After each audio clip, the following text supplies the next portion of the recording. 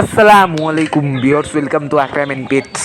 Viewers, video thumbnail ও title লিখে নিশ্চয়ই বুঝে গেছেন যে আজকে আমি একটি খুব গুরুত্বপূর্ণ টপিক নিয়ে আলোচনা করতে যাচ্ছি। সেটা হচ্ছে মুরগির ঠান্ডা লাগলে আমাদের কি করণীয়, সে নিয়ে আলোচনা করব। মুরগিকে ঠান্ডা লাগলে কী কী ঔষধ খাওয়াতে হয় সে নিয়ে থাকছে আজকের ভিডিও। তো ভিউয়ার্স, আপনাদের সুবিধার্থে আজকে ঠান্ডাকে আমি 3 ভাগে ভাগ করতেছি। সেই প্রথমত স্বল্প কম ঠান্ডা, দ্বিতীয়ত তো গুরুতর ঠান্ডা, তৃতীয়ত তো খুবই গুরুত্বপূর্ণ ঠান্ডা। প্রথমে আসি, যদি আপনার কম বা হালকা পাতলা ঠান্ডা লাগে তাহলে আপনি মুরগির কী করবেন, মুরগিকে কোন মেডিসিন দিয়ে খাওয়াতেন।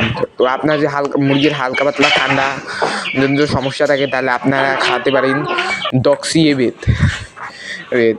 এটি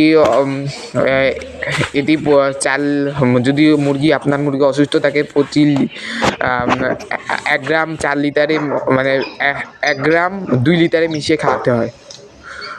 এতে খাওয়ালে মোটামুটি হালকা পাতলা ঠান্ডা লাগলে সেরে যায়।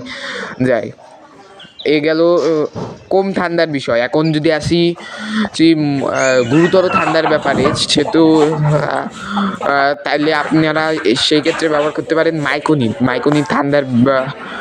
ঠান্ডা সারাতে খুব ভালো কাজ করে। এটি প্রতি 1 লিটারে 1/2 গ্রাম বা 1 গ্রাম মিশিয়ে দিলেই এনাফ। তারপরে এটি খাওয়ালে আলহামদুলিল্লাহ আপনি মোটামুটি রেজাল্ট তো আলহামদুলিল্লাহ ভালোই পাবেন। এর ফলে গুরুতর ঠান্ডা ও সেরে যায়। এমনকি এতে গুরুতর ঠান্ডার পাশাপাশি খুব গুরুতর ঠান্ডা লাগলেও এটি কাজ করে। এই ডক্সিবেট ও মানে এই মাইকোনিটটা, এটি খাওয়ালে আমি পার্সোনালি অনেক উপকৃত হয়েছি। আমার অনেকগুলা মুরগি এই পর্যন্ত সুস্থ হয়েছে। এখন যদি আসি সেই গুরুতর ঠান্ডার দিকে, তাহলে হচ্ছে গুরুতর ঠান্ডা লাগলে আপনি আপনাদের যে বলেছি মাইকোনিট এবং ডক্সিবেট, এই দুইটা একসাথে মিক্স করে খাবেন। মিক্স করে খাওয়ালে এটি খুবই গুরুতর ঠান্ডা লাগলেও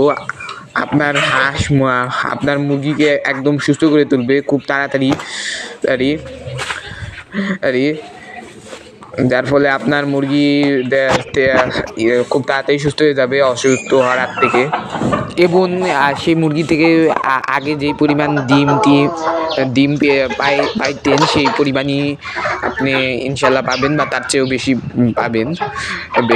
পাশাপাশি আরেকটা যে গুরুত্বপূর্ণ বিষয়, যে যখন আপনার মুরগিটি ঠান্ডা যদি সমস্যা লাগবে, সেক্ষেত্রে তখন আপনি একটা কাজ করবেন, সেটি হচ্ছে সে মুরগিটাকে একটু আলাদা রাখার চেষ্টা করবেন এবং পাশে খাবার দিয়ে দেবেন, যার ফলে সেই